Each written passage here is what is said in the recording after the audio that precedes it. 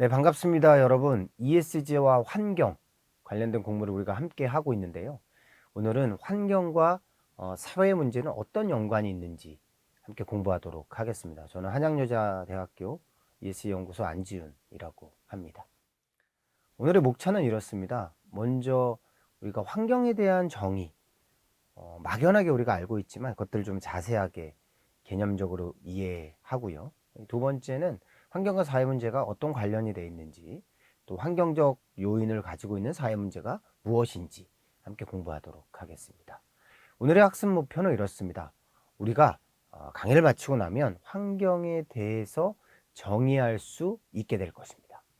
그리고 환경 파괴로 인식되는 사회 문제에 대해서 우리가 조금은 자세히 그리고 폭넓게 이해할 수 있을 것 같습니다. 자, 먼저 환경에 대한 정의입니다. 환경에 대한 정의를 제가 쭉 찾아봤는데요. 먼저 법에서 어떻게 정의하고 있는지가 중요할 것 같아요. 환경정책기본법.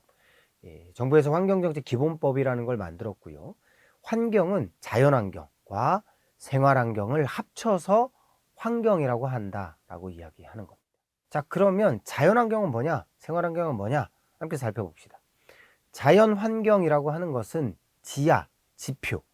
지표라고 하는 것은 우리가 지표면인데 해양을 포함하는 겁니다, 여러분. 해양을 빼고 이야기하는 게 아니에요. 지하와 지표 및 지상의 모든 생물과 이를 둘러싸고 있는 비생물적인 것을 포함한 자연의 상태를 이야기해요. 그러니까 그러면 어떨까요? 그냥 우리가 집과 또는 우리 일상생활에서 만드는 것을 다 제외한 모든 것들이 자연환경이라고 보시면 됩니다. 여러분이 아시는 그게 맞아요. 생태계 또는 이제 자연 경관 이런 것들이 다 포함되어 있는 것이 바로 자연환경입니다. 네. 그리고 두 번째 생활환경이라고 하는 것은 대기, 물, 토양, 폐기물, 소음이나 진동, 악취 또는 일조 이런 것처럼 사람의 일상생활과 관계되는 환경을 생활환경이라고 하는 겁니다. 우리가 법을 정의하는 데 있어서 사실은 환경정책기본법이라고 하는 것은 일단은 우리가 막연하게 생각했을 때 그렇지 환경을 좋게 만드는 것 또는 환경오염을 하지 않는 것이라고 우리가 생각할 수 있죠. 그러면 영향을 끼치는 것을 잘 살펴보면 자연과 우리가 일상생활하는 이 생활과 연결될 수밖에 없다는 거죠. 그래서 환경정책기본법에서는 환경의 정의를 자연환경과 생활환경이라고 하는 겁니다. 자, 그렇다면 환경오염은 어떻게 정의하고 있는지 살펴보겠습니다. 사업활동 및 그 밖에 사람의 활동, 그러니까 사업하는 데 있어서의 어떤 행위, 그리고 그 밖에 사람이 일상생활을 누리면서 하는 활동들에 의해서 발생하는 대기오염, 수질오염, 토양오염, 해양오염, 방사능오염, 소음, 진동, 악취, 일조 방해 등으로써 사람의 건강이나 환경에 피해를 주는 상태를 환경오염이라고 하는 거죠. 우리가 일상에서 느끼는 모든 것들, 불편한 모든 것들이 그로 인해서 우리의 건강이나 또는 우리의 일상생활에 피해를 주는 것이 바로 환경오염이다 라고 하는 거예요. 대기를 오염시키는 거나 수질을 오염시키거나 토양, 해양 또는 방사능을 통해서 오염되는 이런 등등, 그리고 급기야 일조 방해에 이르기까지 우리 일상생활에서 우리에게 피해를 주는 모든 것들이 바로 환경오염이라고 하는 겁니다. 네, 이해되셨고요. 자, 그럼 환경훼손은 뭐냐? 자, 여러분, 환경훼손은 함께 읽어볼까요? 야생동식물의 남획 및 그 서식지 파괴, 생태계 질서의 교란, 자연경관의 훼손, 그 다음 표토의 유실 등으로 자연환경의 본래적 기능에 대한 중대한 손상을 주는 상태를 환경훼손이라고 하는 겁니다. 자, 우리 함께 조금 뜯어서 보면요. 야생 동식물의 남획, 그러니까 자연에서, 자연 생태계에서 돌고 있는 그런 동식물들을 남획하는 행위, 그리고 그들이 살고 있는 서식지를 파괴하는 것, 그리고 생태계 질서를 교란시키고 자연 경관을 훼손하는 것, 그리고 땅들을 유실시키는 것, 우리가 알고 있는, 우리가 개념 정리한 이 자연과 관련된 이 자연환경을 파괴하고 손상시키는 것이 바로 환경훼손이라는 겁니다. 이해되셨죠? 사람의 건강이나 사람이 살고 있는 환경에 피해를 주는 상태를 환경오염이라고 하고, 환경훼손은 자연환경의 본래적 기능에 중대한 손상을 주는 것이 바로 뭐다? 환경훼손이다. 네, 이 정도 이해하시면 환경에 대한 개념을 우리가 조금은 인지하고 있는 거예요. 환경이란 뭐였어요? 예, 자연환경과 생활환경이었고, 그 다음 환경오염과 환경훼손을 우리가 이해했습니다. 그럼 우리가 환경이란 개념을 정리하기 위해서 한 가지를 조금은 이해하고 넘어가야 돼요. 그게 바로 지속가능한 발전 목표인데요. 지속가능한 발전 목표는 제가 설명드렸는데, 한 번 더 말씀드리면 2015년부터 2030년까지 우리 지구가 15년 동안 함께 지속가능한 발전, 그러니까 현재 세대의 발전을 이루는 데 있어서 미래 세대의 발전을 저해시키지 않으면서 하는 그 발전, 그 지속가능한 발전을 이루기 위해서 수행해야 될 발전 목표가 있다. 이것이 바로 17가지인데 이것이 바로 지속가능한 발전 목표입니다. 그래서 총괄 목표는 빈곤퇴치, 사회 발전과 관련해서는 기하해소, 보건 증진, 양질의 교육, 양성평등, 물과 위생 시스템의 구축이 포함되어 있고요. 경제성장에 있어서는 양질의 일자리와 경제성장, 그 다음에 인프라 구축과 산업화 확대, 그리고 불평등을 해소하고 마지막으로 지속가능한 도시를 구축하는 것이 경제성장과 관련된 부분입니다. 그리고 이행 실체, 그러니까 실제로 이런 지속가능한 발전 목표를 수행하기 위해서는 평화로운 사회 증진을 위한 법과 제도가 있어야 되고, 그리고 이 지속가능한 발전 목표를 실천하기 위한 전 지구적인 파트너십이 형성돼야 된다라는 내용이 포함되어 있습니다. 그럼 제가 설명을 하나 안 했죠. 환경 보존과 관련해서는 에너지 보급 시스템을 확립하는 것, 이것은 친환경 에너지를 말하는 겁니다. 그리고 기업이 지속가능한 소비와 생산을 하기 위해서 노력하는 것, 그리고 기후변화에 적극적으로 대응하는 것, 해양 생태계를 보존하는 것과 육상 생태계를 보호하는 것이 환경 보존에 포함되어 있습니다. 그러면 우리가 어떤 생각을 할 수 있냐면요, 이 지속가능 발전 목표와 연계해서 환경 문제를 한번 정의해 볼 수 있어요. 지속가능 발전 목표는 다음과 같은 세 가지의 사회 문제, 세 가지의 해결해야 될 과제를 해결하기 위해서 만들어진 발전 목표입니다. 첫째, 사회적 위험을 해소하기 위해서 보세요. 사회 발전을 시켜야 된다는 거죠. 기하해소, 보건 증진, 양질의 교육, 양성평등, 물과 위생 시스템을 구축하는 것. 그리고 경제적 불평등을 해소하기 위해서 어떻게 해야 된다? 예, 경제 성장을 한다.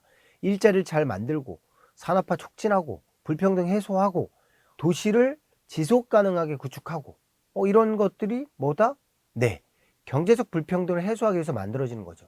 그리고 마지막으로 환경 파괴를 해소하기 위해서, 이 문제를 해결하기 위해서 뭐지요? 에너지 보급 시스템을 구축하는 것, 지속 가능한 소비와 생산을 할 수 있도록 그 생산 라인, 생산 가치 이 사슬에서 제대로 노력하고 제대로 감시하는 행위, 그리고 기후 변화에 대응하는 것, 해양 생태계와 육상 생태계를 보존, 보호하는 것이 환경 파괴 문제를 해결하는 중요한 발전 목표라는 것입니다. 좀 연관관계를 이해할 수 있죠. 그럼 우리가 환경 파괴란 어떤 건지 조금 더 자세하게 살펴보면요, 크게 세 가지로 구분할 수 있습니다. 환경 파괴는 일단 환경 오염. 우리가 환경 오염이라고 얘기하는 건 뭐예요, 여러분? 그렇죠. 생활환경, 자연환경 이렇게 이야기하겠죠. 오염시키는 것. 두 번째, 자연 파괴. 이거는 뭘까요? 그렇죠. 자연 환경을 파괴하는 행위. 자원 고갈은 뭐예요? 네, 우리가 가지고 있는 자원이 점차적으로 없어지고 있다. 이것이 환경 파괴라는 개념에 포함되어 있는 하위 개념들입니다. 환경 파괴란 환경을 오염시키는 것, 자연을 파괴시키는 것, 자원을 고갈시키는 것이 바로 환경 파괴다라고 정의할 수 있습니다. 자, 여러분, 그럼 환경 파괴를 좀 더 자세하게 살펴볼게요. 환경 오염이란 온실가스의 증가, 대기 오염, 수질 오염, 토지 오염, 생활 폐기물이 증가하는 것들, 그리고 생물의 다양성이 감소되고 생태계가 파괴되는 것, 환경 호르몬에 노출되는 것, 원자력 발전에 따른 방사능 오염이나 화학 물질 유출 사고 등으로 인해서 환경 오염이 촉발되거나 촉진되거나 강화되겠죠. 이렇게 이해하시면 되고요. 두 번째, 자연 파괴는 지진이나 쓰나미, 홍수, 가뭄, 화산 폭발, 산사태, 태풍, 폭설이나 폭우, 폭염이나 한파 또는 대형 산불, 싱크홀 이런 땅 꺼짐 현상들까지 이런 것들이 일어나서 자연의 모습을 현재와 다르게 만드는 것을 자연 파괴라고 하는 거예요. 그런데 환경 파괴와 관련해서 이런 일들, 자연 파괴가 왜 일어날까요? 그쵸. 그거는 기후위기, 해양 생태계, 육상 생태계를 파괴하는 다양한 행위들 때문에 일어나게 되는 거죠. 그런 행위를 보여주는 거고요. 마지막으로 자원 고갈은 지나치 원자력 발전에 의존하는 행위나 석유, 가스 등 지하 자원을 계속해서 가져다 쓰는 행위. 그 다음에 대체 에너지 개발 기술이 어느 정도 고도화되지 않은 모습. 그리고 물 부족이나 식량 부족, 전력 수급의 불안전성과 관련된 이야기들이 바로 자연 고갈과 관련되어 있는 겁니다. 네. 그러면 우리가 하나 더 살펴보면요. 이 환경 오염은 기후 변화와 이 플라스틱과 밀접하게 관련되어 있습니다. 플라스틱이 많아지면서 실제로 환경 오염이 더 심각하게 되고요. 이 기후 변화에 따른 우리가 예측하지 못하는 일들이 일어나고 있다는 거죠. 자연 파괴는 어떨까요? 이거는 기후 변화. 기후 변화 때문에 이런 현상들이 더 급진적으로 일어나고 있습니다. 환경 오염과 자연 파괴, 자연 고갈은 환경 파괴 안에 들어가는 개념이고, 이 환경 오염을 촉진하는 것은 기후 변화와 플라스틱 문제, 자연 파괴를 촉진하는 것은 기후 변화 문제이다. 또 자원 고갈과 관련된 문제는 뭘까요? 이것은 인간의 이기심, 또 인간이 경제 성장 과정에서 지나치게 환경을 생각하지 않고 자원을 생각하지 않는 그 행위들, 제가 강조하는 지속 가능한 발전을 고려하지 않는 행위들이 자연 고갈을 촉진하고 있습니다. 자, 여러분, 우리가 오늘 환경의 정의에 대해서 공부했습니다. 환경의 정의는 뭐죠? 그렇죠. 자연환경과 생활환경이다. 환경과 관련된 사회 문제는 뭐가 있을까요?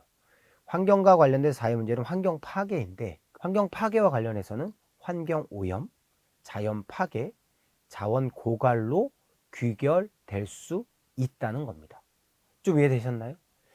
개념적인 이야기를 할 때는 조금 어렵습니다. 그래도 여러분들이 이 개념들을 좀 이해하고 조금 머릿속에 넣고 넘어가면 다음번 공부할 때 또 우리가 언론이나 방송에 노출되는 다양한 이야기를 들을 때 보다 재미있게 보다 알기 쉽게 이해할 수 있는 좋은 도구가 됩니다. 그럼 이상으로 환경과 사회 문제 강의를 마치도록 하겠습니다. 감사합니다.